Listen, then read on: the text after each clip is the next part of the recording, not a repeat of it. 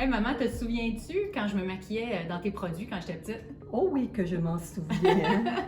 Quand je te cherchais dans la maison et tout à coup, je te trouvais devant le miroir Oui. dans la salle de bain avec tous mes produits de maquillage Tout bien étalé. Oui, c'est ça. Déjà, la carrière se dessinait. Mais il y a aussi plusieurs fois où je t'ai demandé de me maquiller. Oui, surtout pour l'Halloween ou pour des spectacles de danse que tu faisais. Je t'avais maquillée en schtroumpf d'ailleurs. C'était le contraire de ce que tu portes aujourd'hui. La peau bleue et le vêtement blanc. On est encore concept, c'est drôle. Ouais. Ben aujourd'hui, les rôles sont inversés. C'est moi qui te maquille. J'ai envie de te parler de maquillage qui convient aux yeux sensibles. Excellente idée. Ça arrive avec l'âge parfois que un petit œil qui coule ou qui pique un peu. Alors oui, j'ai bien hâte d'essayer ces produits-là. Puis dans ce temps-là, on a besoin de produits qui sont performants et qui sont spécialement conçus pour donc bien tenir, mais aussi s'enlever facilement hein, pour ne pas frotter et Tout à irriter fait. les yeux. Absolument. Aussi que ce soit crémeux pour que ça ne fasse pas un effet trop asséchant, donc que ce soit hydratant. Des produits qui sont lumineux pour apporter de l'éclat. Alors je te montre tout ça avec la gamme Age Perfect qui est d'ailleurs disponible chez Jean Coutu. Avant de perfectionner tes yeux, maman, j'aimerais ça te parler du teint. Mais je pense que toi, et comme bien des femmes d'ailleurs, tu aimes avoir un teint qui est naturel. Oui. Bon, OK. Donc, tu aimerais ça peut-être camoufler certaines petites choses, mais sans que ça paraisse trop. Tu as raison. OK. Alors, moi, je te propose deux choses. En premier, la base qui va venir lisser un peu la peau. Ça, c'est le fun. Mais tout en gardant de l'éclat. Et on va l'appliquer à certains endroits pour créer un beau canevas. Et ensuite, une petite touche de fond de teint. Puis j'aimerais ça te montrer une technique d'application différente de ce que je t'avais montré la dernière fois. Parfait. OK. Donc, la base floutante, ce qu'elle fait, c'est qu'elle vient vraiment lisser les traits. Quand tu veux avoir un maquillage qui est super naturel, que tu as envie de garder l'éclat de ta peau, tu peux appliquer cette base-là. Ah, intéressant. Et j'aime ça l'appliquer comme ça au doigt et lisser sur la peau comme ça vers le bas. Je ne veux pas frotter pour faire rouler et je ne veux pas appliquer de bas en haut pour ne pas soulever le duvet du visage. Ça, maman, c'est intéressant quand tu veux avoir une peau lisse et douce. Aussi quand tu veux diffuser l'apparence des rides, mais sans avoir le feeling que tu portes du maquillage. Ensuite, j'unifierai le teint, mais de manière extra subtile avec le fond de teint infusé de sérum hydratant et de vitamine B3 qui pourrait être suffisamment couvrant, mais là, j'ai envie de le garder très translucide parce que la beauté d'un fond de teint comme ça qui est hydratant, c'est qu'il est malléable, il fait un beau glow, même si tu en mets très peu. J'utilise donc le fond de teint Sérum Radieux. La dernière fois, je l'avais appliqué avec un pinceau probablement gros comme ça, hein? dans ce genre-là. Oui. J'avais vraiment fait des mouvements de rondeur, j'avais appliqué le fond de teint partout égal sur le visage. Cette fois-ci, j'ai envie de le faire avec un très petit pinceau et de l'appliquer seulement sur certaines régions de ton visage. Donc, je commence au centre et j'en enlève même un petit peu sur mon pinceau, j'en avais un peu trop. Donc, comme tu peux voir, ça fait un teint qui est hyper naturel, assez translucide, mais suffisamment perfectionné. Moi, j'aime ça qu'on sente ta peau quand même à travers. Pas besoin d'aller trop masquer. On veut juste un bel éclat, une belle luminosité au niveau du teint. Bien d'accord avec ça. Parfait. On va perfectionner un petit peu les cernes, puis on passe tout de suite au maquillage des yeux. Je corrige une première fois les ombres pour vraiment bien laisser parler les yeux, mais si jamais je sens que j'ai besoin d'aller unifier davantage, je le ferai à la toute fin du maquillage. Depuis presque un an déjà, ce sont nos yeux qui parlent le plus. C'est vrai, alors laissons-les parler et trouvons des manières efficaces de les mettre en valeur. J'ai toujours préconisé, maman, les fards crème pour les yeux sensibles parce que je trouve, même pour les miens, moi j'adore les fards crème parce que je trouve que ça fait un fini qui est plus hydraté, qui fait plus d'éclat. Et quand on a la paupière qui est un petit peu asséchée ou qu'on commence à avoir des rides et ridules, c'est très avantageux d'avoir un fard en crème. Là, j'ai envie de m'inspirer de comment tu es habillée avec ta magnifique veste. Et on va y aller avec un fard rose sur la paupière mobile qu'on peut très bien appliquer au doigt.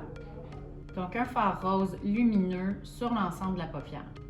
Ce qui est le fun de ces fards crème-là, maman, c'est qu'ils sont infusés d'un sérum nourrissant pour créer une texture douce et crémeuse pour justement avoir une tenue super confortable. Donc, tu ne vas pas sentir que l'œil est tiraillé.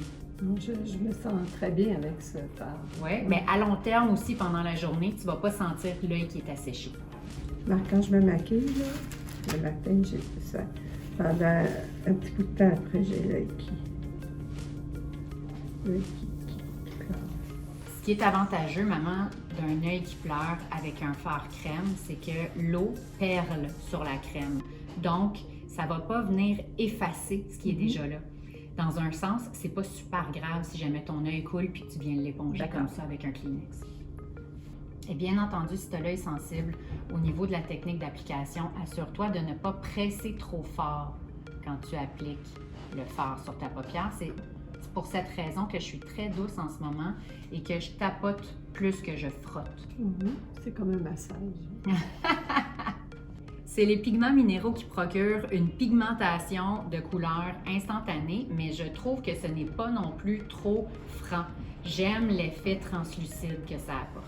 C'est un fini léger, velouté, pour une tenue super confortable d'une longue durée.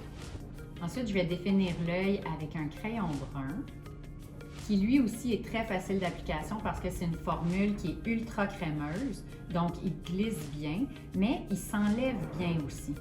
C'est vrai, je l'emploie et je l'adore. Tant mieux. Ce qui est intéressant de ce crayon-là, c'est que oui, il est hydrofuge, mais il s'enlève super bien. Puis tu as dû remarquer, maman, qu'il reste hydratant pendant la journée, il ne s'assèche pas, donc il ne sensibilise pas tes yeux. Tout à fait. Si jamais vous avez de la difficulté à faire une belle ligne parfaite montante comme ça, c'est vraiment pas un problème. Vous appliquez le crayon de manière un peu aléatoire et vous prenez un petit pinceau à bourron, ferme les yeux, vous en appliquez un peu sur le pinceau et vous allez tout de suite estomper pour créer un effet un peu plus vaporeux du crayon. De cette manière, si on a triché un peu avant, c'est vraiment pas grave. Cette technique-là aussi pourrait me permettre d'aller juste définir le coin extérieur ici et d'aller chercher une ombre crème dans la même collection d'une couleur différente, peut-être d'une nuance moyenne que je viens appliquer par-dessus et au niveau du creux de la paupière et aller définir, modeler la paupière. Quand vous faites une ombre comme ça au coin extérieur, apportez-la jusqu'au milieu, pas plus loin, pour ne pas aller créer des ombres au coin interne. Et assurez-vous que ça ne fasse pas un effet descendant au coin de l'œil. Donc, si jamais ça le fait, reprenez votre pinceau cache-cerne et remontez un peu pour estomper l'ombre que vous venez de créer. J'aime bien utiliser cette même ombre à paupières en crème à la lisière des cils inférieurs, juste pour à peine souligner le regard, ce qui vient bien définir l'œil, mais tout en douceur. Alors? T'es belle, t'es tout le temps belle, peu importe comment je te maquille. On dit merci! Merci! J'aime bien aussi aller passer un peu de ce fard crème-là par-dessus le crayon pour l'atténuer. Je trouve que ça me facilite la tâche, puis ça fait un super beau dégradé vaporeux. J'aurais même tendance à ajouter un petit peu de lumière encore au centre de la paupière. Donc, de superposer ce même fard crème, c'est une très bonne façon d'ajouter un punch de lumière.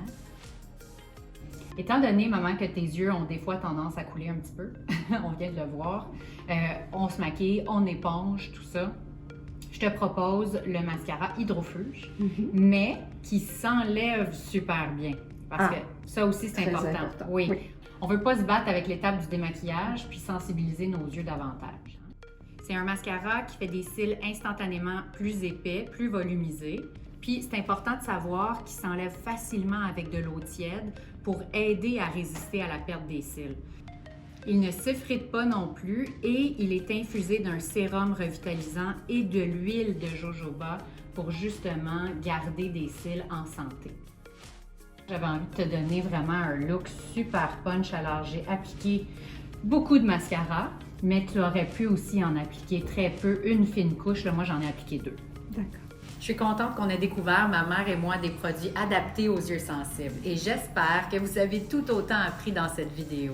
À bientôt! Bisous!